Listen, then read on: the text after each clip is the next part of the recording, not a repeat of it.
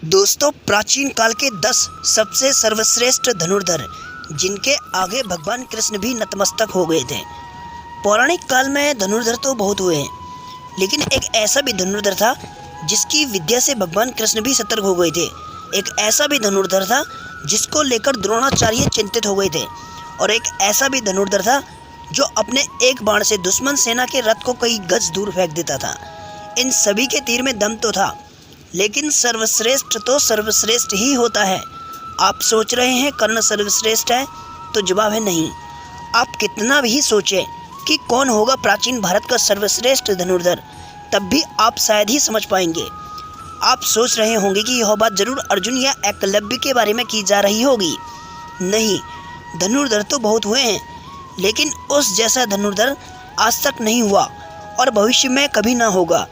आओ जानते हैं कि अंतिम क्रम से और पहले क्रम के धनुर्धर के बारे में। अर्थात पहले हम बताएंगे सबसे कमज़ोर धनुर्धर के बारे में, फिर बताएंगे सर्वश्रेष्ठ धनुर्धर के बारे में। हालांकि सर्वश्रेष्ठ का चयन करने का अधिकार हमें नहीं है, हम तो बस उनकी शक्ति के बारे में जानकर ऐसा कर रहे हैं। प्रत्येक व्यक्ति के अनुसार सर्वश्रेष्ठ का क्रम अलग ही हो सकता है। नंबर 10वें पर है द्रोणाचार्य। जब महेंद्र पर्वत पर भगवान परशुराम ब्राह्मणों को अपना सब कुछ दान कर रहे थे, तब द्रोणाचार्य उनके पास पहुंचते हैं और उनसे संपूर्ण दिव्य अस्त्रों का ज्ञान प्राप्त करते हैं। उन्होंने कौरव और पांडवों को शस्त्र चलाना सिखाया था। महाभारत के युद्ध में भीष्म पितामह के बाद द्रोणाचार्य कौरवों के दूसरे सेनापति बने थे। उन्होंने अपने रणनीति से पांडवों का भारी विध्वंस किया था। युद्ध के दौरान द्रोणाचार्य ने जो चक्रव्यूह बनाया था, उस पर फंसकर वीर अभिमन्यु मारे गए थे। जब तक उनके हाथ में शस्त्र था, तब तक उनको हराना नामुमकिन था। 9वें नंबर के सर्वश्रेष्ठ धनुर्धर थे अर्जुन। 5 पांडवों में से एक अर्जुन, जिसकी धनुर्विद्या जग प्रसिद्ध थी, गुरु द्रोणाचार्य के श्रेष्ठ शिष्यों में से एक थे। गुरु द्रोणाचार्य ने जब अर्जुन को शिक्षा दी थी, तो उस टाइम उन्होंने उन्हें वचन दिया था कि तुमसे श्रेष्ठ इस संसार में कोई भी धनुर्धर नहीं होगा। अर्जुन के धनुष की टंकार से पूरा युद्ध क्षेत्र गूंज उठता था। रथ पर सवार भगवान कृष्ण और अर्जुन को देखने के लिए देवता भी स्वर्ग से उतरते थे, लेकिन अर्जुन से भी श्रेष्ठ कोई और था, जिसे दुनिया अर्जुन से श्रेष्ठ मानती थी। नंबर 8वें पर हैं भीष्म पितामह। पितामह भीष्म माता गंगा के पुत्र थे और उनके गुरु परशुराम थे। एक बार तो उनका युद्ध अपने ही गुरु परशुराम के साथ हुआ। वह युद्ध इतना भयंकर हुआ कि उसका परिणाम तक नहीं निकल रहा था। उस युद्ध को रोकने के लिए स्वयं देवतागण युद्ध के मैदान में आ गए थे। जब महाभारत का युद्ध कुरुक्षेत्र के मैदान में हुआ था, तब कौरवों के प्रथम सेनापति भीष्म पितामह बने थे।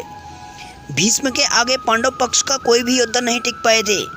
भगवान श्री कृष्ण ने इस युद्ध में शस्त्र न उठाने का प्रण लिया था, लेकिन भीष्म ने अपने पराक्रम से श्री कृष्ण को शस्त्र उठाने के लिए विवश किया था।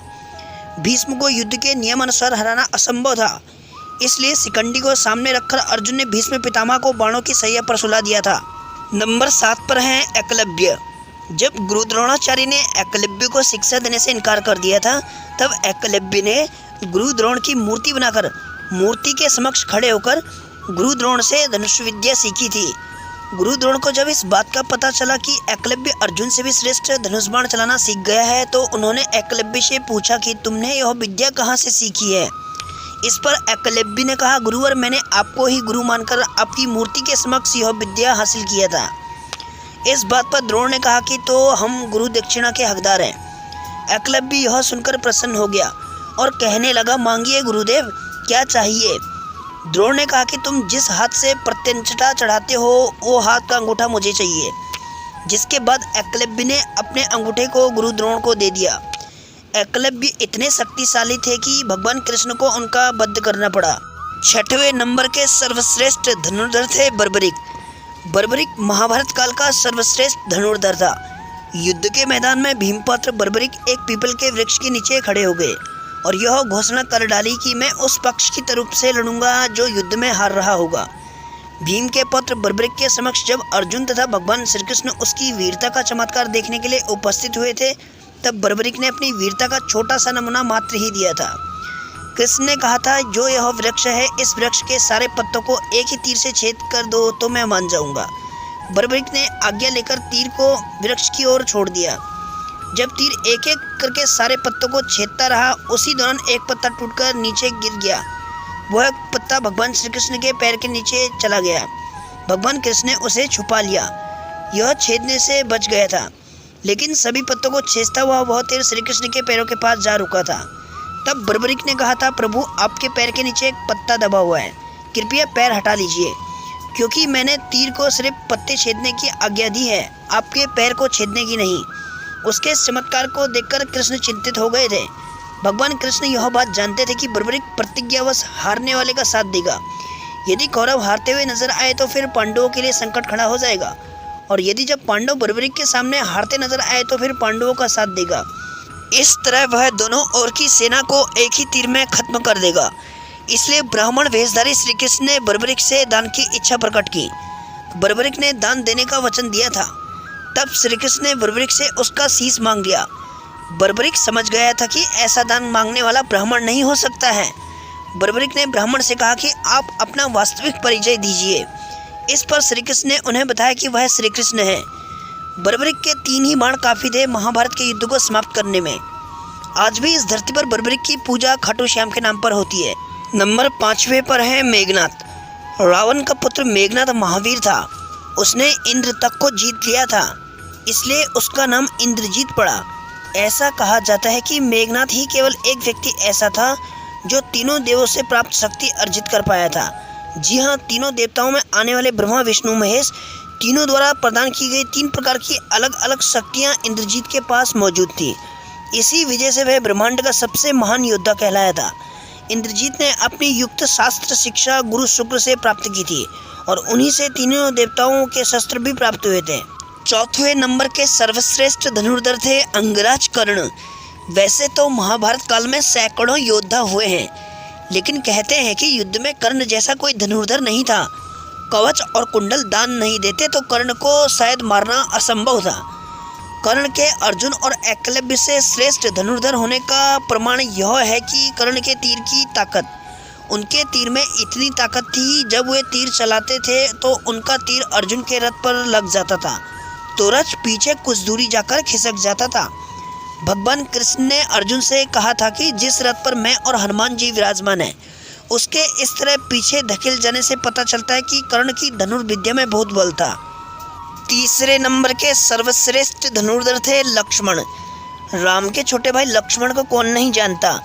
लक्ष्मण ने अपने तीर से रेखा खींच दी थी। उस रेखा में इतनी ताकत थी कि कोई भी उसे पार नहीं कर सकता था। लक्ष्मण की धनुष विद्या के चर्चे दूर दूर तक थे। शास्त्रों के अनुसार लक्ष्मण को सर्वश्रेष्ठ धनुर्धर माना गया है। लक्ष्मण ने राम रावण के युद्ध के दौरान मेघनाथ को हराया था। 2रे नंबर के सर्वश्रेष्ठ धनुर्धर थे भगवान राम। भगवान विष्णु के 7वें अवतार श्री राम। उनकी शक्ति का कोई भी अंत नहीं था।